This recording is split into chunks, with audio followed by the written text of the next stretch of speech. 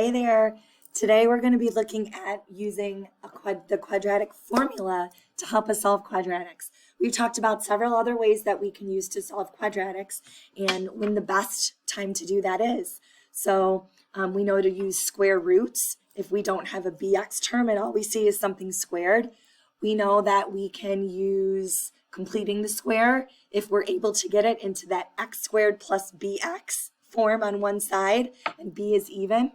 And then what we've been able to do is factor in other cases when it's easy for us to find factors or if one of those other methods doesn't work. Well, there are also times when maybe the other two methods don't work and we can't factor. And in that case, we're going to use the quadratic formula, okay? The quadratic formula is also derived from completing the square. I can do that for you another day. But this is how we can find the solutions. What we do is we think about the coefficient of x squared as being a, the coefficient of x as being b, and our constant as being c. So notice, first of all, we want to make sure that it's equal to 0. And then we can put those values a, b, and c into this special equation to help us, well, I should say this special formula for us to find the solutions of the equation. That formula that is that x equals the opposite of b plus or minus the square root of b squared minus 4ac, and the whole thing is divided by 2a. Not just the square root part, but the whole thing. So a couple things. When you take the opposite of b, that means that you change the sign of b. If b is positive, this becomes negative. If b is negative, this becomes positive. Then another thing is that when you have this b squared, regardless of if b is positive or negative, that's always going to be a positive, you guys, okay? So just keep that in mind. Normally what I do is I try to sing you a couple songs to help you remember, but my voice is not in a shape to do that. So when I'm with you in person, ask me, and if you're nice, maybe I'll sing a couple versions of the songs. There's one to the U of M fight song. I'm not a fan of that one. There's one to the Notre Dame fight song. And my personal favorite is one that I wrote to the tune of Britney Spears' #1 single, Baby One More Time. I digress. The point is we have to know this formula, all right? And this is a nice way to solve quadratics because it's something that we can do when all else fails. If we're stuck and we don't know what to do, we can always resort to the quadratic formula, kind of like as our safety net. Well, this asks us to solve using the quadratic formula, and it wants us to write our answers in simplified radical form. What that means, friends, is that we're not going to use our calculator to get these crazy decimals. We're going to leave it in simplified radical form, okay? And so in example 1, I have 2x squared plus 12x equals -16. Well, first, to use the quadratic formula, I have to get one side equal to 0. So I'd want to add 16 to both sides so that I can get one side equal to 0. Do you notice how Mrs. Mackey kept the equal 0? So many times you guys are dropping the equal 0. And that really is a bad idea because what you're doing is you're turning an equation into an expression. It's a bad plan. So make sure you keep the equal 0, preserve the integrity of the equation throughout the problem, okay? Now, I'm looking at this. I know there are common factors, but we're just gonna like jump right into and use the quadratic formula for this, okay? So what this means is that this 2 is my a, and I don't need you to write these each time, but I will because it's our first time doing this. Our a is 2, our b is gonna be 12, and our c is 16. And so we're just gonna substitute that right into the quadratic formula. Now my suggestion in your homework for tonight is so that you learn the quadratic formula, just write the quadratic formula every problem, and then you're going to know it. Is that obnoxious? Little. But are you going to learn it? Yes. Okay. So now that I've rewritten the quadratic formula, let me substitute these values in. I'm going to have the opposite of 12 plus or minus the square root of 12 squared minus 4 times 2 times 16, all divided by 2 times 2, okay? That is definitely a step that I want to see. The substitution of everything in there, of every a, b, and c value into the quadratic formula, okay? The next thing I want to do is clean it up a little bit. And there are really three parts to clean up. The first part we're going to clean up is the negative b. So negative 12 can turn into minus 12. Okay? The next thing we're going to do is we're going to clean up this part underneath the radical. We're going to talk about the special name for that in our next lesson. Oh, I'm too excited. It's called the discriminant. So we're going to find the value of the discriminant here next. And these numbers are pretty big. So, well, they're not big, but like when you start squaring and multiplying, it can get a little cray. Use your calculator. It's all right. All right. I'll give you an example of one where we wouldn't use our calculator. But legit, in the calculator, just type everything that we have right there. 12 squared minus 4 times 2 times 16. And I get 16. And so I'm going to put that here. Okay? I don't know why I made the radical so long. The third part that we're going to simplify is the denominator, the 2 times 2. And that just gives us 4. Okay? I'm going to get rid of this long thing here. Sorry about that. Okay? So now that you've simplified each of those three pieces, now let's see if we can simplify this radical. Oh, that's nice. 16 is a perfect square. And so I can simplify this to negative 12 plus or minus 4 over 4. Am I able to add numbers like negative 12 and 4 together? I am. So one of my answers, I'm going to take negative 12 plus 4 and divide it by 4. And then in another answer, I'm going to take negative 12. Oh, you can't see what I'm doing. Negative 12 minus 4 and divide it by 4. So negative 12 plus 4 is negative 8 divided by 4 would be negative 2. Negative 12 minus 4 is negative 16 over 4, which is negative 4. And so what that tells me is that we have these two solutions, x equals negative 2 or x equals negative 4. Okay, so as far as other things that I would want to see, I definitely want to see the initial substitution. I want to see the simplified part, like where you simplify the negative b, the square root of b squared minus 4ac, and then the 2a on the bottom, and then of course the simplification from there that ends up being your final answer, okay? But I at least need to see those three things in each of your problems, okay? So let's practice this again with example 2. In example 2, what we want to do is we want to start. Before we identify a, b, and c, we want to get one side equal to 0. So to do that, I'm going to need to add 2. So I have 4n squared plus 8n minus 1 equals 0. And what we can see here is that we wouldn't want to solve this using square roots.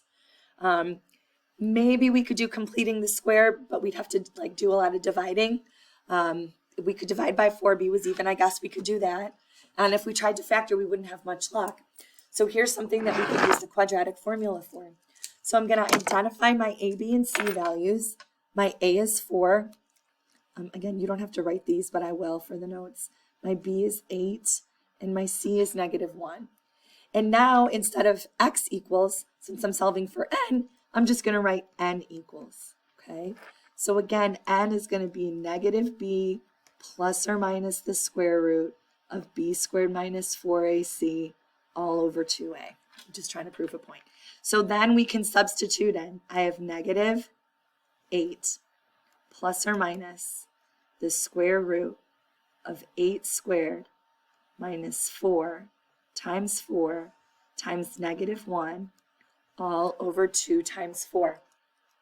Do you notice that every time I substitute something in, I put it in parentheses? Please be cautious about where the beginning and end of your parentheses are, and I encourage you to please mimic this. It's a really good practice to get into. Now we're going to simplify each of these parts. The negative 8 turns into just negative 8.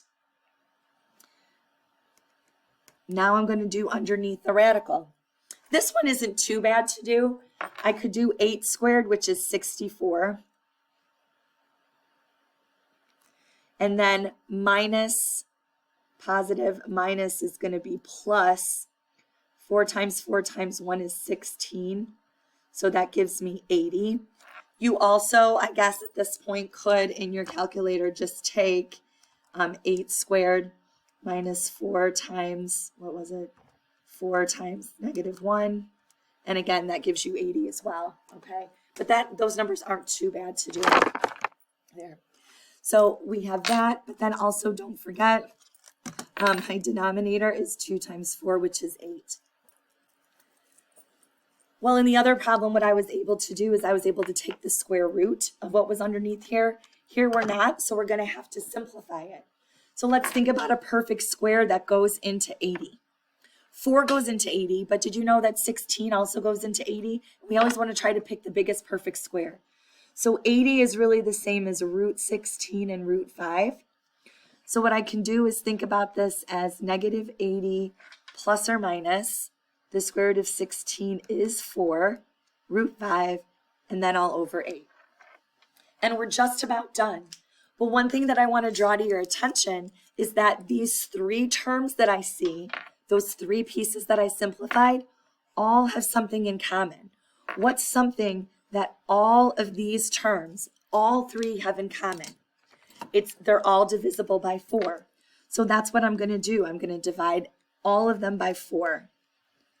-8 by 4 is -2. 4 root 5 divided by 4 is just root 5. And 8 divided by 4 is just 2. I'm going to put my n equals in there so I tell people what I'm solving for. And then that would be our final answer in simplified radical form. Okay. In example 3, I have -x squared plus 2x equals 5. And we can do this a couple different ways. I know most of you guys would move the 5 over and you would make that negative. I'm going to just offer another way to make that x squared part positive. I love when the leading coefficient's positive. You can move the 5 over and you should get the same answer. So if you'd like to try that on your own, that's fine. But I'm going to work on moving these over to the other side, which means I'm going to have to add x squared and subtract 2x. So I just want to make sure that you know that you can do it to either side. Either side can be 0.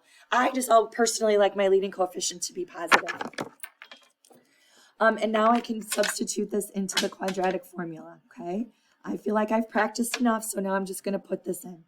So I'm going to have negative b, my b is -2, plus or minus the square root of b squared minus 4ac,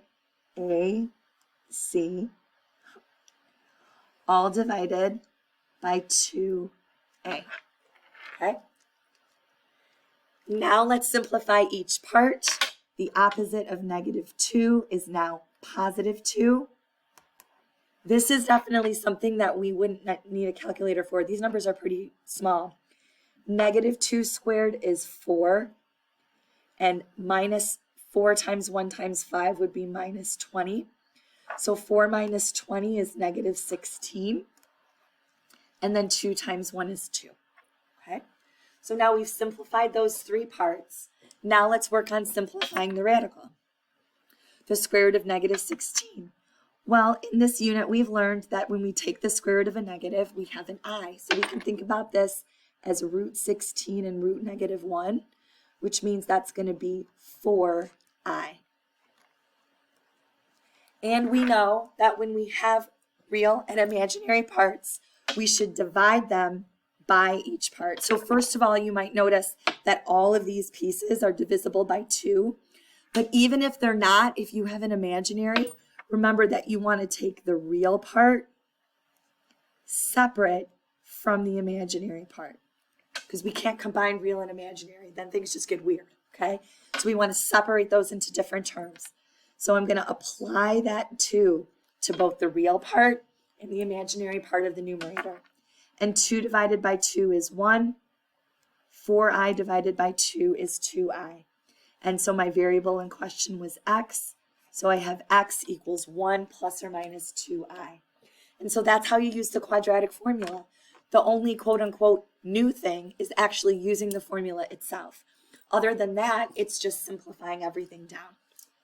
So what I'd like you guys to do is press pause and see if you can use the quadratic formula to solve these next two you try questions, and then I'll show you what my work would look like for those, okay?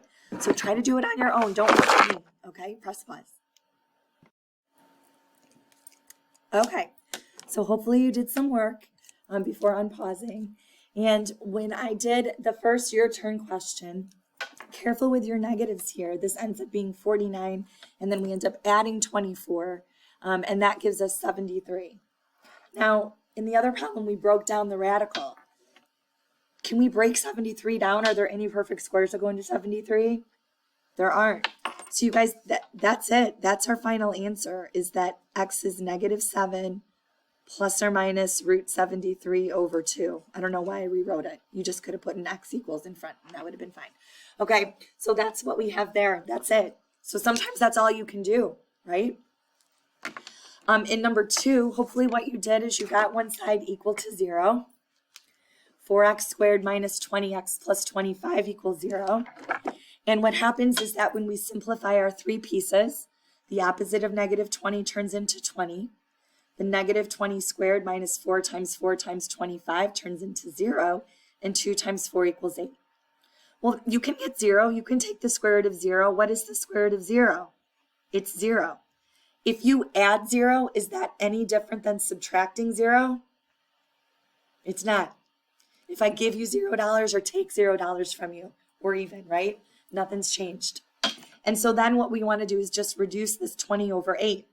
I can divide both of those by 4, and I get that x equals 5 over 2. So there are times when our quadratic just has one solution. And as nice as this quadratic formula is, and it is a fail-safe method, I want to look at like how I needed my calculator to do number 2. Well, how many of us probably needed our calculator to do number 2, because these numbers kind of get pretty high when we're finding the discriminant there. But I want to show you that we didn't need the quadratic formula for number 2. Even though it's a fail-safe method, do you see that this is a special trinomial? At the end of the day, we can't just say, I always do this, I always do this. We have to be able to look at the big picture and recognize patterns.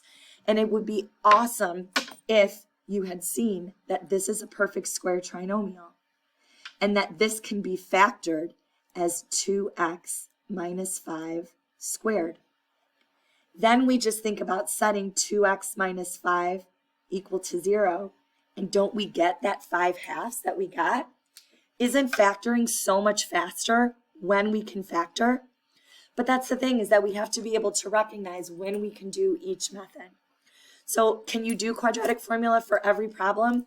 Not really that smart of an idea, because factoring sometimes is going to be so much more efficient than us going through all of these steps. And we didn't really need a calculator for this at all either, okay? So that's our little intro to the quadratic formula. Again, my suggestion is that you write the quadratic formula on a couple of your problems tonight, just to make sure that you're good with it. Be very careful with your substitution of the signs with the parentheses, and that's it, okay? We'll continue talking about the discriminant and some story problem applications in our next lesson, okay? Have a great day.